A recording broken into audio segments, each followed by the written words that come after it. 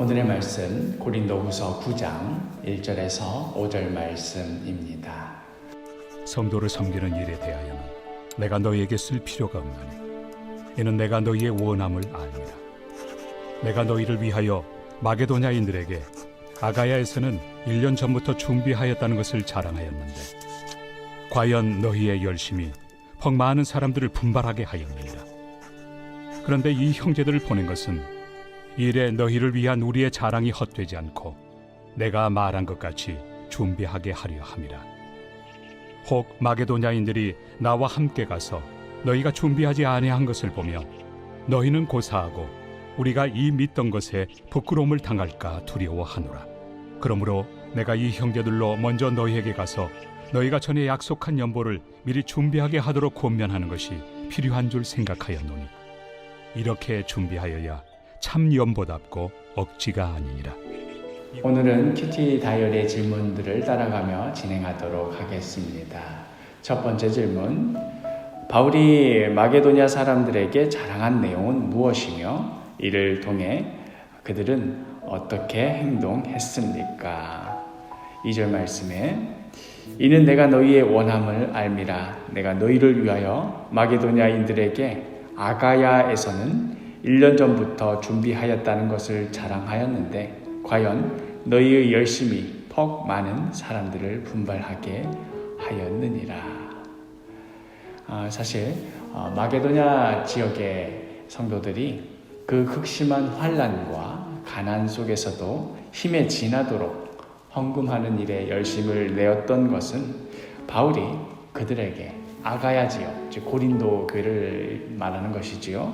고린도 교회 성도들이 이미 1년 전부터 헌금하는 일에 열심을 다하였고 준비해 왔더라 하는 것을 알린 그런 것 때문이었습니다. 같은 그리스 사람이라서 그랬는지 모르겠지만 고린도 성도들의 열심에 자극을 받아서 마게도냐 성도들도 헌금하는 일에 열심을 내었던 것이지요. 두 번째 질문, 바울과 마게도냐 사람들이 고린도 교회를 방문했을 때 연보가 준비되어 있지 않다면 어떤 상황이 예상됩니까? 4절 말씀에 혹 마게도냐인들이 나와 함께 가서 너희가 준비하지 아니한 것을 보면 너희는 고사하고 우리가 이 믿던 것에 부끄러움을 당할까 두려워하노라.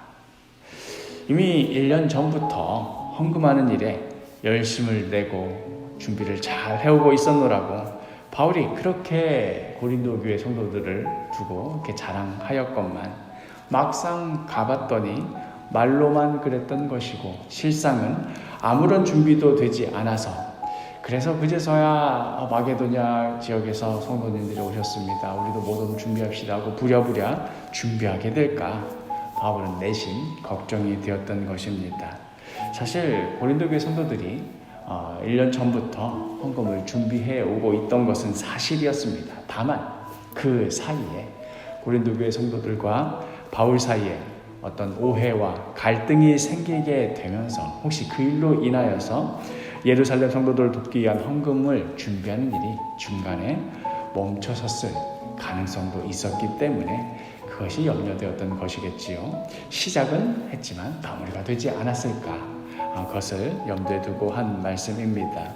세 번째 질문, 우리가 어떤 마음과 자세로 헌금하기를 주님은 원하십니까? 5절에 그러므로 내가 이 형제들로 먼저 너희에게 가서 너희가 전에 약속한 연보를 미리 준비하게 하도록 권면하는 것이 필요한 줄 생각하였노니 이렇게 준비하여야 참 연보답고 억지가 아니니라.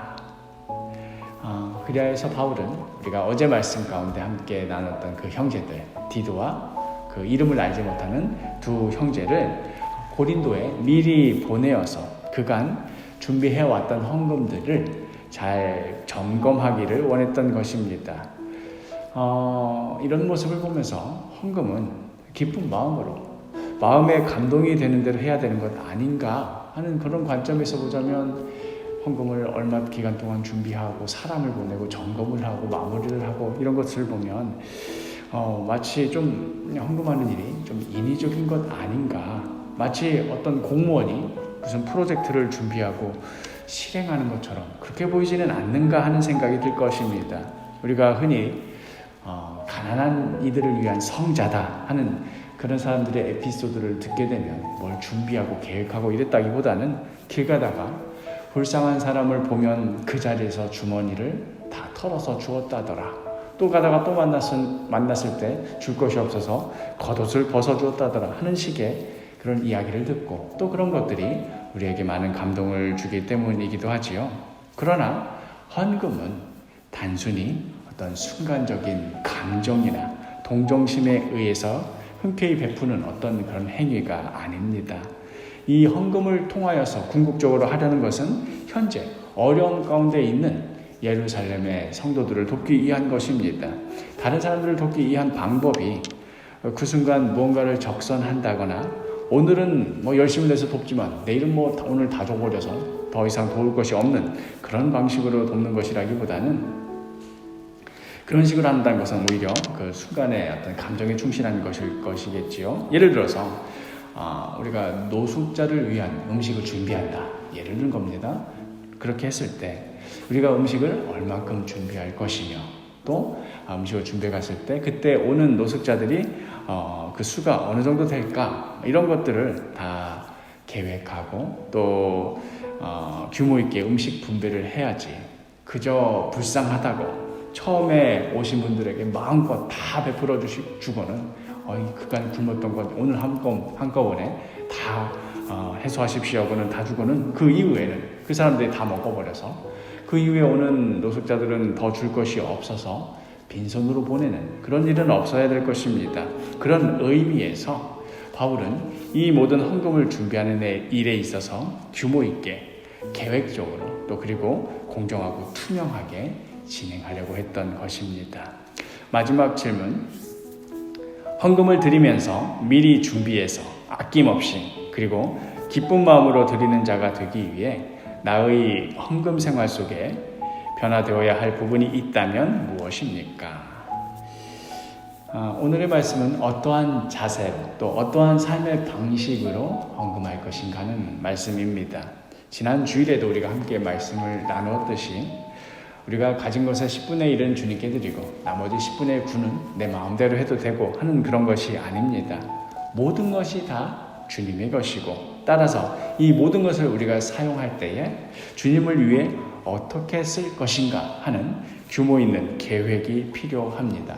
마치 부모가 자식을 위해 미래를 준비할 때에 자기가 가진 것을 두고 일정 부분은 어디다 쓸 것인가 정해두고 또 이 부분은 꼭 쓰지 말고 모아두어야만 하는 것이고 또 어떤 부분은 혹시 모를 일에 대비해서 따로 보관하고 이런 식으로 우리가 계획도 하고 규모를 세우듯이 우리가 가진 것들에 대해서 어떤 방식으로 주님을 위해 사용할 것인가 우리가 깊이 고민해야 합니다.